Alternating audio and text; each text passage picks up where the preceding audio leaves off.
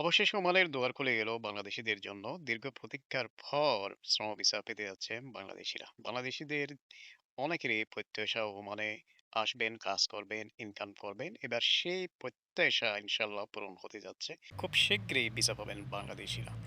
তো প্রিয় দর্শক, এটি বড় অত্যন্ত একটি সুখবর এবং খুশির খবর। তো প্রিয় দর্শক, আমি এই ভিডিওর মাধ্যমে আপনাদেরকে বিস্তারিত জানানোর চেষ্টা করব, যেমনটি কত সংখ্যক বাংলাদেশি ওমানে নতুন ভিসা নিয়ে আসতেছেন এই পর্যায়ে এবং কোন গভর্নমেন্টের অন্তর্ভুক্ত এবং কখন থেকে ভিসার আবেদন প্রক্রিয়া শুরু হচ্ছে। যেমন ওমানের যারা মালিক আছেন তারা কখন এই ভিসার জন্য আবেদন করবেন, আসলে কখন থেকে সেই তারিখটা।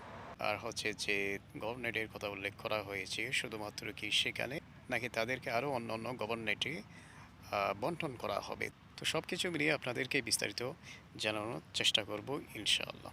আসসালামু আলাইকুম রহমতুল্লাহ। আপনারা দেখছেন চট্টল সময় টিভি ফেসবুক পেজ এবং ইউটিউব চ্যানেল থেকে বেশি বেশি করে ফলো করে রাখবেন আর সাবস্ক্রাইব করে দেবেন আর সর্বোচ্চ শেয়ার করে দিবেন, যাতে অন্যান্য প্রবাসীরা জানতে পারে, আপনার কাছে যাতে দ্রুত আপডেটগুলো পৌঁছে যায়। তো প্রিয় দর্শক, চলুন আমরা মূল কথা দিয়ে চলে যাই।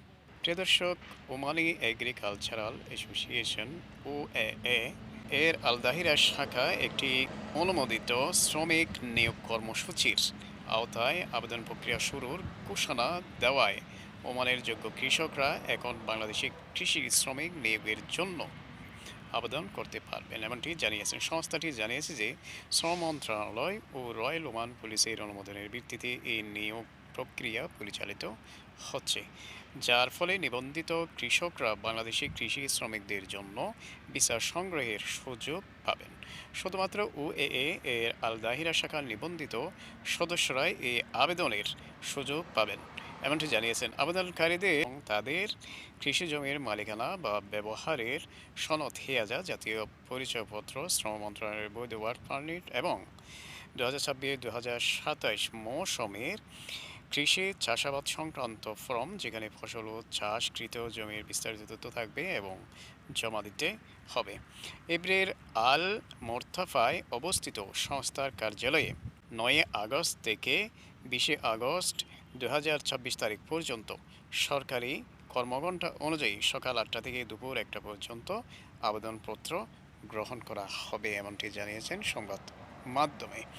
তো প্রিয় দর্শক, ওমানের গণমাধ্যম ওমান অবজারভার 6 আগস্ট একটি সংবাদ প্রকাশ করে, যার প্রেক্ষিতে আমি আপনাদেরকে জানাচ্ছি একেবারে বিস্তারিত। তো সংস্থাটি জোর দিয়ে জানিয়েছে যে অসম্পূর্ণ আবেদন কিংবা অপ্রয়োজনীয় সহায়ক নথিপত্র ছাড়া জমা দেওয়া আবেদনগুলো বিবেচনা করা হবে না।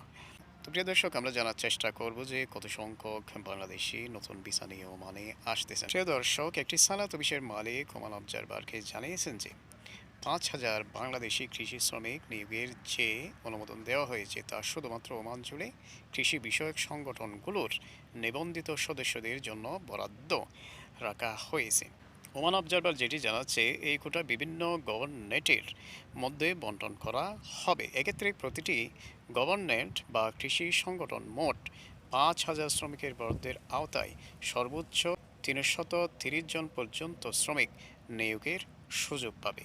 এই উদ্যোগটি কৃষকদের মৌসুমী শ্রমিকের চাহিদা পূরণে সহায়তা করবে এবং একই সাথে ওমানের শ্রম ও অভিবাসন বিধিমালা মেনে শ্রমিক নিয়োগ নিশ্চিত করবে। এবং এখানে আরেকটি বিষয় উল্লেখ করা হয়েছে, কোনো জিজ্ঞাসা থাকলে প্রয়োজনীয় সংস্থাটির নম্বরে যোগাযোগ করতে পারবে, একটি নম্বরও যুক্ত করে দিয়েছে।